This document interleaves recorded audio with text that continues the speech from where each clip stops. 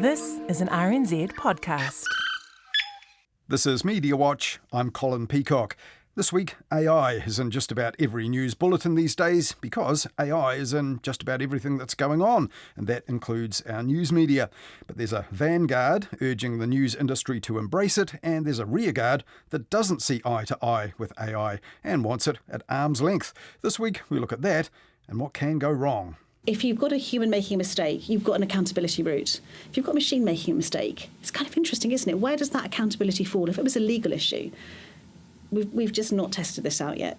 Also, we'll hear about political bids to roll back the power of social media here, and one that's had support from a surprising source. Because nobody gets treated worse than I do online. Also, more claims that behaviour is getting bad in politics and the media here, along with the language, and from the archives, the perils of cold calling punters live on the air. Are you under the impression that I work at the eyesight? What, are you just a local who picked up the phone? Yeah, you've rung the 2-year-old vet clinic. But first, the message that this year's budget was going to be a tight and no-frills affair was pushed hard by the Finance Minister in advance. She said there'd be no BS in the budget, and also no unicorns or rainbows, and not much money. So what, if anything, was in it for our media? It feels a little bit like some kid robbing his mum to pay for his mates, you know? It's unbelievably underhanded, the way this process has been done. It was done lightning fast with no chance for any of us to object. That was Library Assistant Alex Cass, one of those whose pay equity claim bit the dust last week in law changes that were made under urgency amid great rancour. And there she was speaking to RNZ's Morning Report the morning before Thursday's budget, which revealed just how much the controversial move would save the government in the end. And that sum certainly startled presenter Ryan Bridge on the Herald website's live-streamed video coverage. We knew pay equity was going to be billions, but $12.8 billion over the forecast period, half of the savings that the government is finding in this budget have come from pay equity. But Ryan Bridge's guest on the show, Christina Leung from the NZEIR, was not exactly surprised or energised. Generally, I think it's a pretty boring budget, to be honest. It really highlights the trade-offs at play. Now, partly that's because we already knew where $3 billion of fresh outgoings were going to go. The government staggered its big-ticket pre-budget announcements on rail, acute healthcare and more in order to get all of those exposed day by day in the media. And the sums already committed last year to costly medicines via Pharmac were also baked into this budget already, along with some education stuff that was leaked to RNZ in advance too, as it happens. And in the realm of the media, the government pre-announced a big injection into the screen production rebate program, which pushed the entire budgeted amount for that to over $1 billion for the next 4 years. And all the while, the Finance Minister was reducing expectations in advance to reporters like this. It's not a budget filled with rainbows and unicorns. It's a reality budget. And that no extra money message was also driven home in advance pretty hard by our media. But the Herald's business editor-at-large Liam Dan didn't need any imaginary animals to paint the picture. Fiscal austerity. Even the words sound ugly. But that's what the experts call it when a government decides it has no new money to spend. Now, not many in our media were expecting any unicorns from the $1.3 billion in nominal spending that was left for Thursday's budget, but they did fear cuts, which did come. Noting that RNZ got a substantial boost of $26 million a year in 2023 in the wake of the failed fiasco of the TVNZ-RNZ merger, the government has pegged back RNZ's budget by about 7% for the next 4 years. That's $4.6 million a year in dollar terms, leaving RNZ with about $62 million a year as things stand.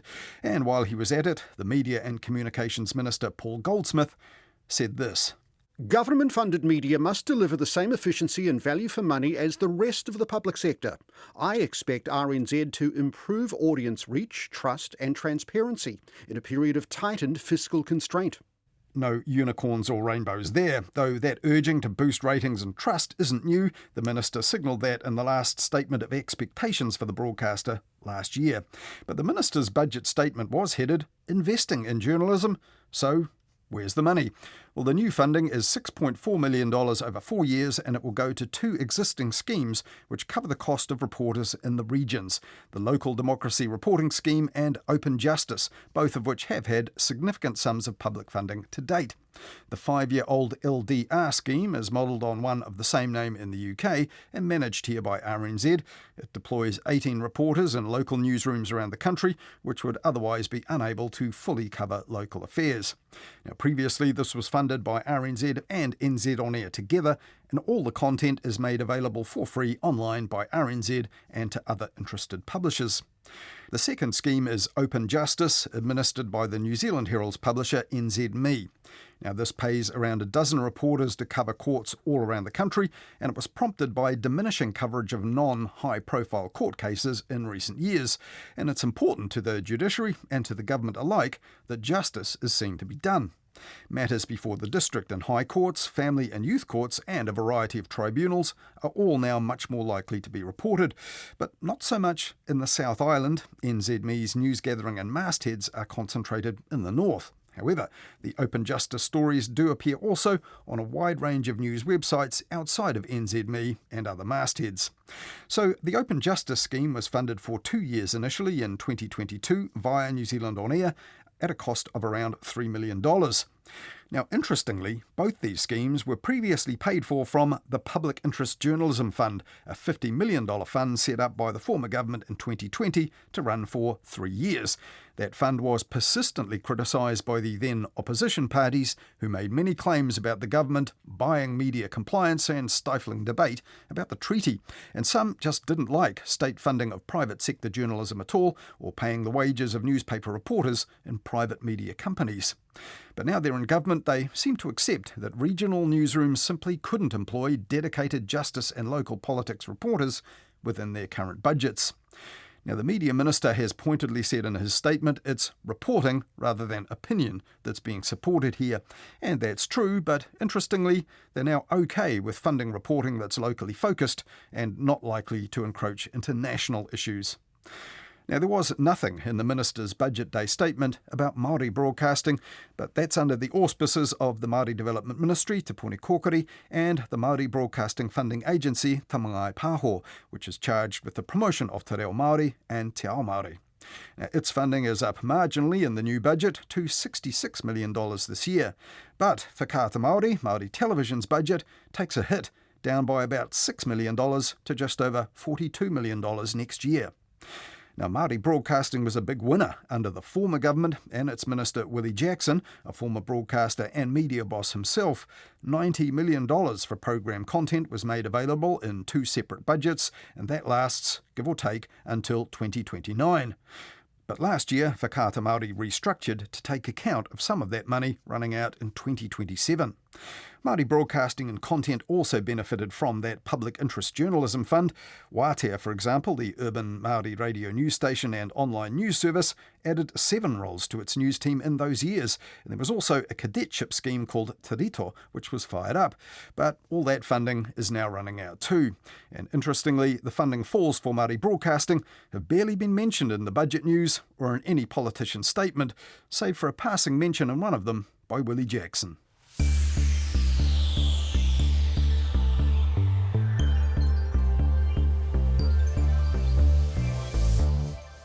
On Thursday, just ahead of the budget, RNZ's midday news kicked off with this. An Auckland councillor says Smith & Co.'s closing for good is a huge blow for the city. After scaling back operations last year, the 145-year-old department store announced the closure of its remaining Queen Street location and online store yesterday. Smith & Co. has bravely battled on for years now, but this forever construction, forever disruption, perceived lack of safety, the filthy streets, all of that is a turn-off for shoppers.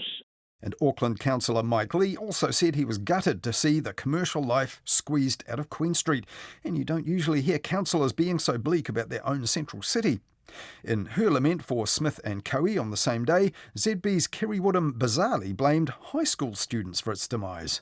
Rather than support New Zealand designers and New Zealand machinists and New Zealand pattern makers, they'll go and do their climate protests at lunchtime and then be home in time to make some clicks on Temu or Shein to get their fast fashion.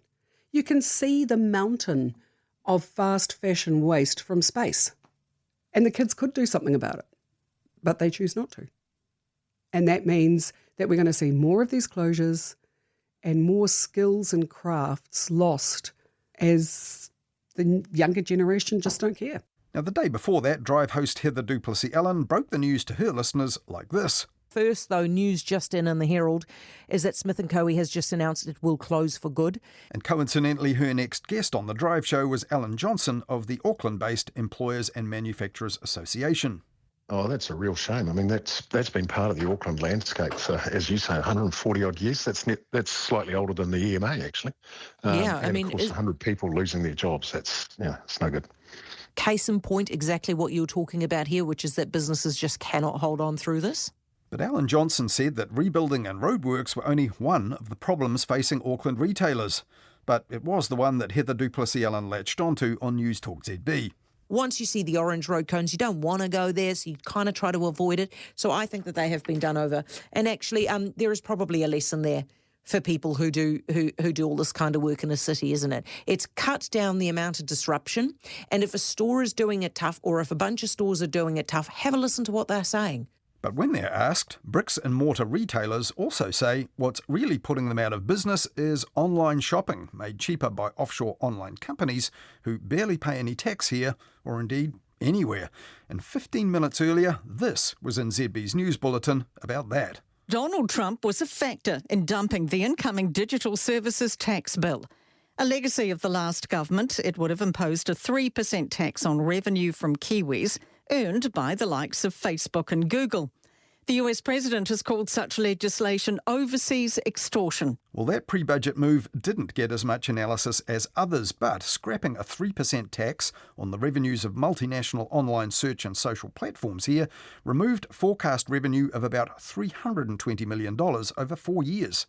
Business Desk reported that the American outfits such as Google and Meta would have paid most of that tax, but the US president is of course prepared to punish any country targeting American companies with new taxes. So the government quietly caved in on that just before the budget. But interestingly, they are still pursuing a law that pushes back at some of those same companies by limiting social media use to over 16s. The Prime Minister has backed a members' bill on that and then put Education Minister Erica Stanford in charge of an investigation into the harm social media does to young people. And they say the goal is to be fast followers of what works best overseas. But it's also raised questions about who the government is really following in progressing this.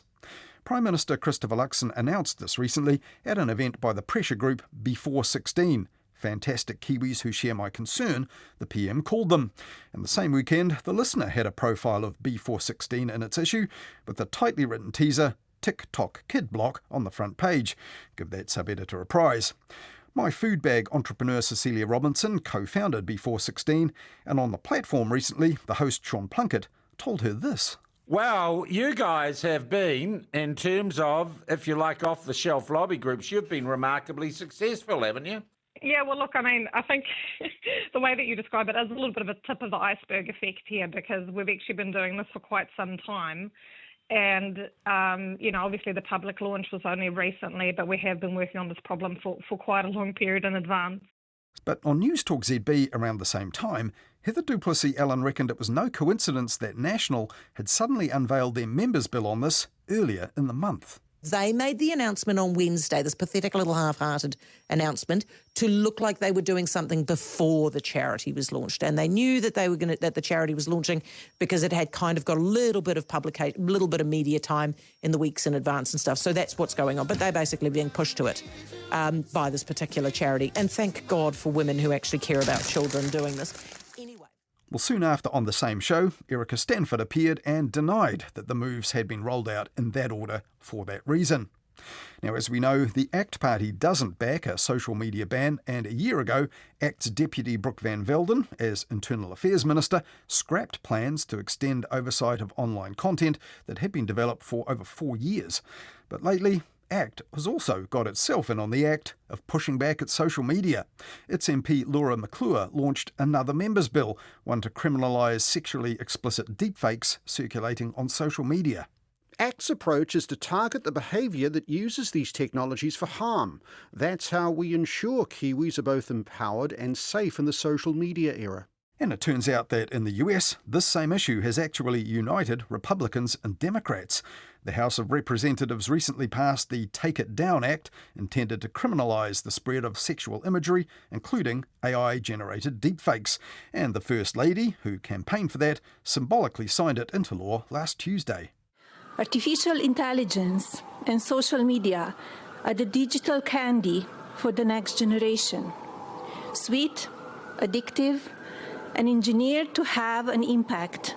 But if there's anyone who understands the weaponising of social media, it's her husband, who predictably made it all about him. And I'm going to use that bill for myself too, if you don't mind. Because nobody gets treated worse than I do online. Donald Trump has, of course, shared many fake images himself, including one of Democratic presidential rival Kamala Harris, purportedly posing with Sean Diddy Combs, who'd just been indicted days earlier on charges of sex trafficking. And he also circulated deepfakes falsely claiming that Taylor Swift had endorsed his presidential bid, and not Harris's.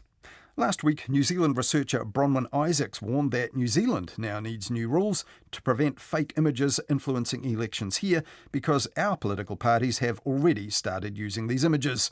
And among them, she said, was the ACT Party. She said that MP Todd Stevenson had told her the party would never use an actor or AI to impersonate a real person. Yet, Bronwyn Isaacs said that the ACT parties used Instagram posts including AI-generated images, including some labelled as a 40-year-old Polynesian woman.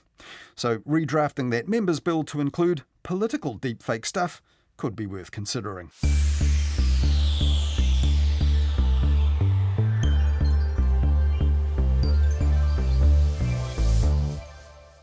And sticking with AI and new technology. All right, coming up after 1 o'clock, do you think AI can take your job or will be taking your job? Love to hear from you on 0800 80 1080. Bill Gates has come out saying that he thinks almost every job will be replaced by AI with some exemptions, but we want to hear from you. That was News Talk ZB's afternoon host Tyler Adams last Wednesday, channeling listeners' fears that artificial intelligence might put them out of work. But not everyone was worried about that. I am an embalmer. I work with the deceased. Wow, so you work for a funeral home? Yes. Yeah, no. Not at this stage. You're spot on, actually. I mean, that is obviously a job that requires physicality, but also a lot of empathy as well. And one listener who got in touch later reckoned that human empathy might not be needed for AI-driven robo-talkback. This Texas says radio talkback host under serious AI replacement threat. Hosts and callers will be AI. That's an interesting idea, and people do point out that that seems to be happening quite a lot on social media. This week, News Talk ZB stablemates at the New Zealand Herald profiled 7 entrepreneurs using the new technology in their businesses under the headline, The AI Disruptors. That was published under the banner of On the Up, the Herald's current series of good and positive news about our country. But the same day, it was reported elsewhere that AI could be deployed at the New Zealand Herald itself to screen its own output for quality. That's if the Canadian billionaire James Grennan gets his way. He's the activist shareholder who's striving behind the scenes to shake up the Herald publisher NZME, and he said this in a recent statement for shareholders published by the NZX. To ensure it is on course, it needs to be able to measure its articles for political leaning overall. This is now much easier with AI. The same can be said about measuring the quality of the journalism. Intriguing. The Herald's own policy on AI for its journalism says AI can't replace human empathy, expertise and judgment. So how would that apply to the company's directors deploying AI to judge the quality and politics of the Herald's articles? Not sure about that, but our media are pondering right now what fast-moving AI technology can do in general and for them. Last weekend here on Mediawatch, we mentioned that the boss of the BBC had just given a headline-making speech in the UK, and part of his plan was expanding the fact-checking service BBC Verify, creating more news content for platforms like YouTube and TikTok, and to work globally with other public service broadcasters, like RNZ, to create what he called a healthy core of fact-based news worldwide. And Tim Davie at the BBC also said that this would mean combining AI technology with BBC journalism. We see big potential as we develop our own bespoke large language models, he said, deploying agentic AI capabilities. Agentic AI? Well, we'll come back to that. But as it happens, a key person in all that at the BBC is here in New Zealand at the moment, Laura Ellis, the BBC's head of technology forecasting. Now, last weekend here on Mediawatch, she told us about some of the ways the BBC is already using AI in its news and programmes. But many in the media are a bit sour about what big tech has done to the business of news in the digital age and what it's done to truth. But some in the media do hope that AI technology might make the media better. For example, 3 years ago, at an event called Future Gazing, the BBC's news technology chief at that time, David Caswell, said this. In my wildest dreams, what I'd like to see is AI and AI-augmented journalistic tools helping society to kind of rebuild common narrative and trust and confidence in news and information and current affairs. And I think AI might give us an opportunity to kind of rebuild that. And I think that's possibly one of the ways that the BBC and public service media generally can really meaningfully contribute to this new environment that's coming with AI. But 3 years later, David Caswell is no longer at the BBC, and he now says the media have split into two competing groups, a vanguard, which accepts that AI is happening and that journalism must adapt to it, and a rearguard, which says this. It is an enemy, and it represents at best a gambit by a small group of titans to grasp power and use it to exploit ordinary people, or at worst, a cult-like ideology aimed at the literal destruction of humanity, or at least of journalism. David Caswell said that a recent international journalism conference in Italy was like watching two completely separate conversations, and also watching this unfold in Italy was the BBC's tech forecasting chief, Laura Ellis. Is it that much of a schism that people are either believers or defenders? I think it felt like that at Perugia because, there are very passionate people in the room, and obviously the panels are set up, and there's nothing better than a disputatious panel because it's great box office, right? Media creating conflict, Dave. Yeah. But I also think there's truth in what he says because, there is a vanguard and a rearguard. I like to think there's maybe a middle guard. And lots of the kind of, the content creators who are coming to the space are using this quite happily and quite ethically, and they're doing it in their own way. I think for some big organisations, it's more difficult because you've got to take a whole lot of people with you, and you've got to make decisions that fit within your values and your editorial policy, and we have very strict rules in the BBC about what we can do in those spaces.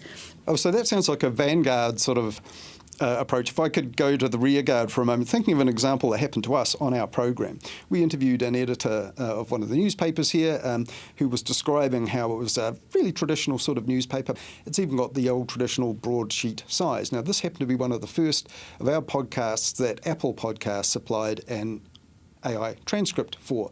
The word broadsheet was repeatedly transcribed as bullshit.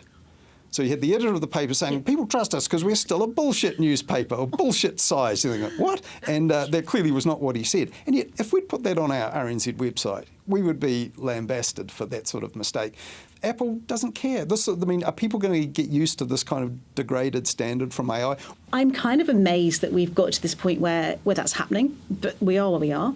We've now got to find ways to address it and make sure those summaries do not occur when you've got inaccurate content coming out, to make sure that, we're all on the same page when it comes to preserving the sanctity. It sounds very pompous, but, it is of our news journalism, and that we work with them to make sure that, this will expose us to new audiences. It will potentially give us, new opportunities, but we have to do it responsibly, and we have to do it in a way that makes sure that the integrity of our content is protected. So that would be seen as a BBC problem, not an Apple, but BBC might be a bit more demanding of... Oh, yeah, well, absolutely. And we have to be quite fierce about it because it is really important that we're not misrepresented. And I feel very split about this because whilst I do think that we do have to experiment and do things and try them out, it's a very public forum in which to be doing this. So, I don't like this human in the loop phrase particularly because I feel like we should pull the machines into the loop and we should be the loop. But, we're the loop, we're the loop, they're not the loop. And but, if we're pulling machines into the loop, then at least we have to make sure that that what we're putting out has a human eye over it. However, having said that, I do think there is a kind of very strange bit of human psychology which says that machines, we expect a very high bar from machines in a way that we don't from humans. So when we were doing a little test recently on human subbing versus, how you might have a machine generating content, So I mean sub-editing the text of reporters, looking for errors. We were just trying some things out, and we forget sometimes humans make errors too. If you've got a human making a mistake, you've got an accountability route. If you've got a machine making a mistake, it's kind of interesting, isn't it? Where does that accountability fall? If it was a legal issue, we've just not tested this out yet. So let's say a machine does something and generates a story which has a problem in it, which is a contempt of court issue or a defamation. Where do we go with that? I don't think we know yet. But then if you've got, say, you mentioned agentic AI, which is kind of on the rise. So if my understanding is correct, that means there's a whole process that can run, a whole series of procedures that can be run through by a machine without human prompts, because the machines have learned the pattern and the task is quite strictly set. However, isn't it possible to reverse that, where you could have actually every step of the process it's doing to then prompt the human? So if we need the oversight, and that's where the errors can occur, you can tweak that process such that every decision, every step it's taking, go, is this right? Is this right? Do I need to check this? Proceed on and make it like a flowchart. Can that happen? It can happen, and that would still potentially speed up the process. So there are advantages in this.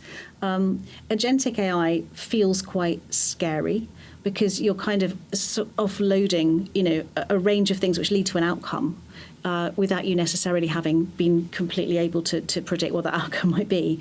But yes, there are ways of making sure that at each point humans can intercede and can have their chance to kind of stop or halt or switch things around. So that's an upside, I guess. In your talk where you talked about other downsides, there was what you called extraction. Now the media is quite sour on big tech, given their experiences with having their content scraped and sold.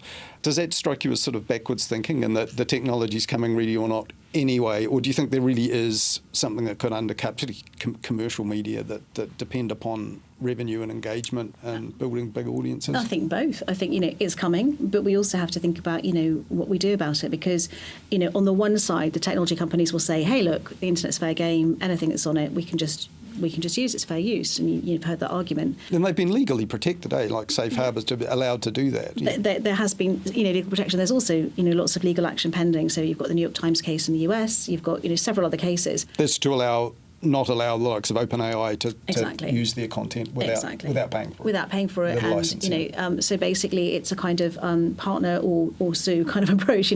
Some organisations are doing both. There are deals being struck all the time. Those deals are becoming more and more opaque. We rarely see kind of the details of them, which we used to in the early days. So it's a complex ecology, and I think at some point there'll be a legal judgment where things will shift and people will go, okay, right, this is what's been decided in this jurisdiction. What do we do about it? But I guess it comes down to the point that what is fair, what is fair, and whilst many people say anything on the internet is now, forget it, you're not going to get recompense for it. That's a kind of defeatist view in a way. Tina Brown said they nicked our stuff online for search and for distribution on social media without paying for it. Used it, distributed it, didn't pay for it much. And with AI, they'll do it again. They're massive companies now, even bigger than before, and they've got the best lawyers. We won't win.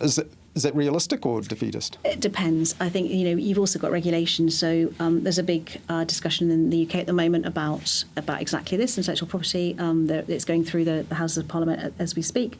At least we're now starting to have, thanks to a big campaign that took place in the UK about this, a conversation about, what is fair, what is right. And you probably know this, but there's a European sort of directive which allows you to opt in your content, or opt out of being scraped, if you like. There are also conversations that we need to have within organisations about the data that we don't put on the internet. So, perhaps data that we use to make podcasts, which might be annotated, it might be different tracks, it might be sort of things that you could sell and you could use to sort of, particularly as a public service broadcaster, make you some money. And how we go about, potentially monetising that, if that's what we choose to do. So I think it's a really complicated, unsettled question at the moment. I hate this idea of blank page syndrome. Oh, I've got no idea what to write for this article. I need to write a feature. I can't think what to write. Let's just get ChatGPT to suggest me things. I hate that because maybe there's a human thing that goes on that I think is really valuable, which is a bit of pain and a bit of friction in creating an article. And sometimes some of the best things come out of you just going, I'm going to think about this. What can I do to start this article? What shall I say? What's my first paragraph? Taking the friction out of the process, I guess, is something which in journalism, maybe I'm old-fashioned here, but I think a bit of friction can sometimes lead to good outcomes. RNZ is in the process of appointing its first AI overseer. Do public service organisations have to go a bit more of the rearguard, a bit more of the suspicious, slow, faster, or could this person be an advocate to say, yeah, climb into it, get into it? Like, what's where the BBC has to protect its reputation and its public responsibilities as a publicly funded outfit? Do you have to be more cautious? I think you have to be more cautious. I mean, caution is a word I don't like very much. You have to be more cognizant of the fact that, we have to take some care about this. But I also think you should be an advocate, because this is going to be something that we end up using and it will give us huge benefits. And I think the more you can safely experiment with this... When you say we, you mean the news organisations? The news organisations, the media, Yep. and the public generally. But, let's talk about the news media organisations. It will give us benefits. It will help us to do things. It will give us, if you're in a competitive mode, a competitive advantage. If you're in public service mode, it will give you the value for money that allows you to kind of say that you're doing the best things by your audience and by your teams. Everybody in these roles, and I was told at Perugia there were 50 people in the world that were really getting the kind of crossover between news and AI, which is probably a slightly conservative estimate. But you need to be very much an advocate and also very much a skeptic, and that's a really hard thing to do. But it's all about balance. It's all about being expert, keeping across this fast-moving space and having those conversations with the whole of your organisation. That includes everybody who is going to be involved in, what is going to be a completely transformational technology for us all. That was Laura Ellis, the BBC's Head of Technology Forecasting, who was here in New Zealand for the Auckland University of Technology's Technology and Society series of events, and this week in Wellington for the AI in Creative Industry Summit run by the New Zealand AI Forum.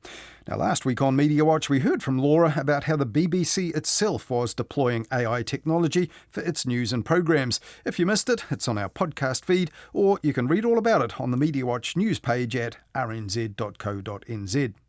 Now, as we heard, RNZ is itself in the process of hiring its first director of AI technology, and newsrooms here are already using AI tech for journalism and production. And shortly here on Mediawatch, we'll talk to an innovator in tech and journalism here who's working on a plan for rolling out AI for reporting in any newsroom.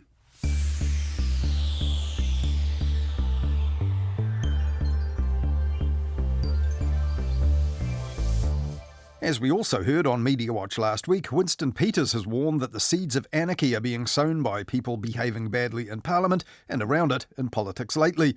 And this week, Winston Peters got some of that personally when making a pre-budget announcement at the Wellington railway station on Wednesday morning.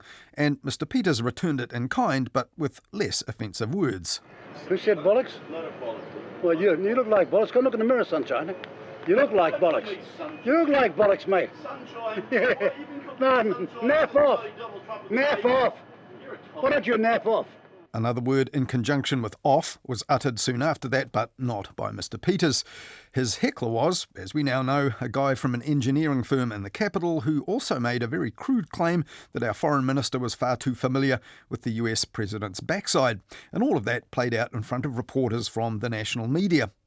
But more than 12 hours later, the job security of that Wellington worker was still headline news. The engineering company has since issued an apology and launched a code of conduct investigation.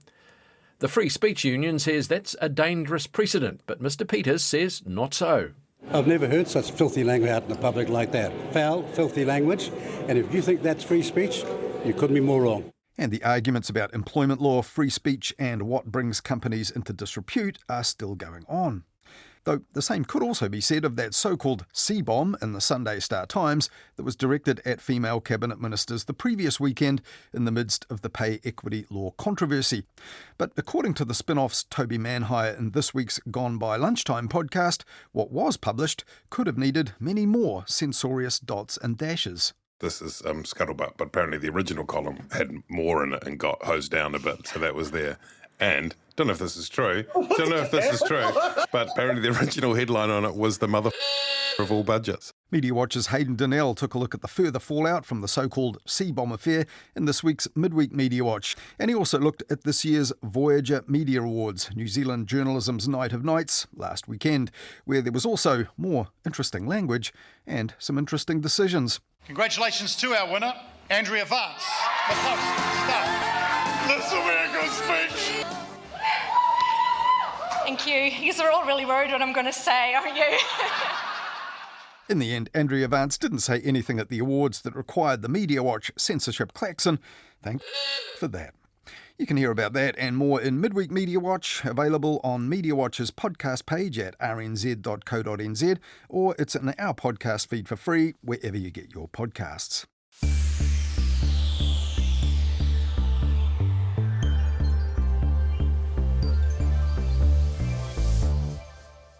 Now, another Voyager Media Awards winner last weekend was the long-standing paper of record in Dunedin and its region, the Otago Daily Times. Among its 4 awards was the Best Editorial Campaign Award for Our Health is Priceless, the campaign which doggedly covered the Dunedin hospital drama. The ODT team exposed under-wraps government plans to shrivel a promised Dunedin hospital rebuild and, by extension, curtail health provision for the entire Lower South Island. And the reporting was a big reason why 35,000 citizens took to the streets last year, often holding the ODT slogans aloft on placards.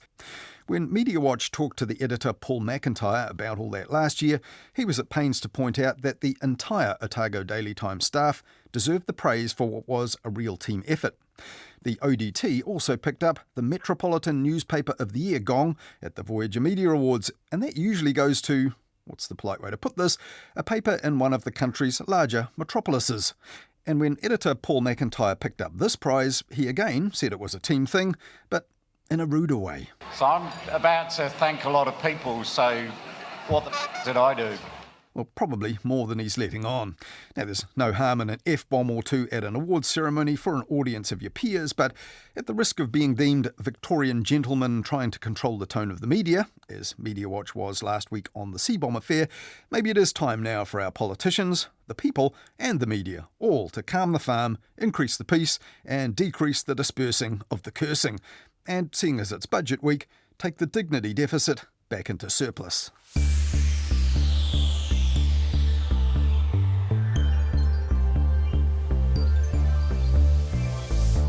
One other reason that it's good that the Otago Daily Times had a good night at this year's Voyager Media Awards is that the national media coverage of Dunedin issues is pretty thin these days, with a few exceptions.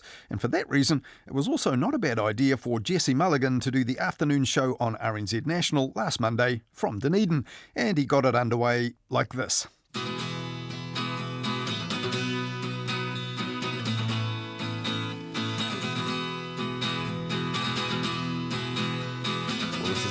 Sound, if ever I heard the Dunedin sound, it's the Clean and a track called Anything Could Happen. We've got a great little playlist of Dunedin music today as we come to you live from the Information Centre, the eyesight, right on the Octagon in central Dunedin.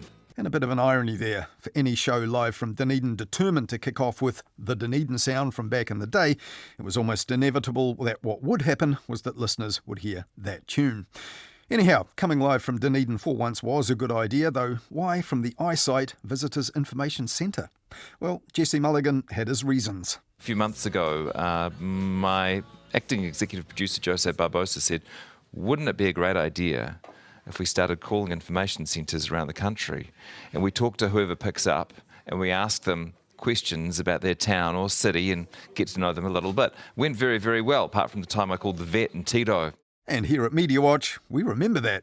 Even though he wasn't a front-of-house point-of-contact guy for tourists in Tiro, the guy who picked up the afternoon's wrong number last year gamely answered Jesse Mulligan's questions about what to do in town until he got this one. What is the most popular item in your gift shop? Are you under the impression that I work at the eyesight? What, are you just a local who picked up the phone? Yeah, you've rung the Tiro Vet Clinic. Okay, Jose, we need to check the numbers before we start calling these eyesights. Pity there wasn't a Voyager Media Award for Best Improvisation or Worst Wrong Number. That's it for this weekend. Thanks to Hayden Donnell for producing and Todd Zahner for bringing the words to life with his expert voiceovers. And thanks to you for listening. We'll be back again next week. If you have any thoughts for us or ideas for us to follow up, do get in touch. Email us, mediawatch@rnz.co.nz, and you'll also find us at MediawatchNZ on X. And you can even write us a letter and send it to Mediawatch, P.O. Box 123, Wellington. I'll be back next Wednesday with Midweek Media Watch. Catch you then. In the meantime, follow Media Watch and listen on Apple Podcasts, Spotify, or any podcast app to make sure you never miss an episode.